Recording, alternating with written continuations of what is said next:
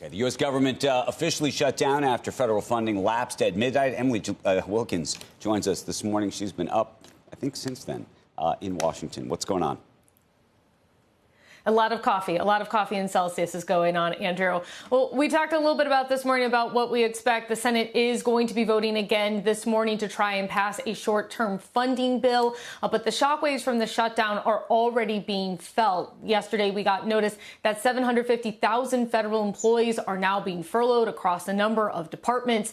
And President Trump, of course, said yesterday that he has the power to do things that are irreversible, including not just cutting jobs, but programs.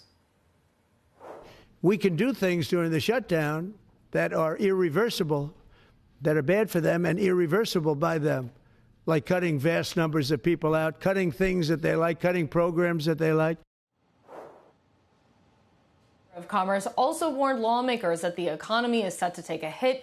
During the partial government shutdown in 2018-2019, businesses lost about $11 billion. About $3 billion of that was never recovered, and that is according to the Congressional Budget Office numbers the chamber cited. And remember, this time we have a full government shutdown. It's not partial like the last time.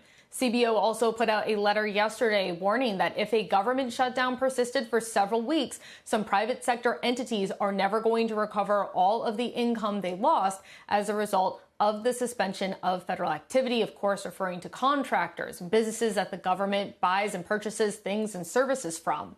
Now, we are waiting to see what happens with layoffs at various agencies. Several federal workers have already filed lawsuits against the Trump administration for the planned reductions in force.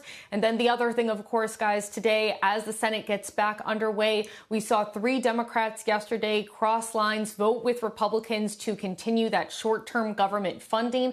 A lot of questions whether they will be joined by more colleagues today. Remember, they need to get 60 votes, so they need to get 8 Senate Democrats in total voting for this. We'll see if they get those numbers today. Guys?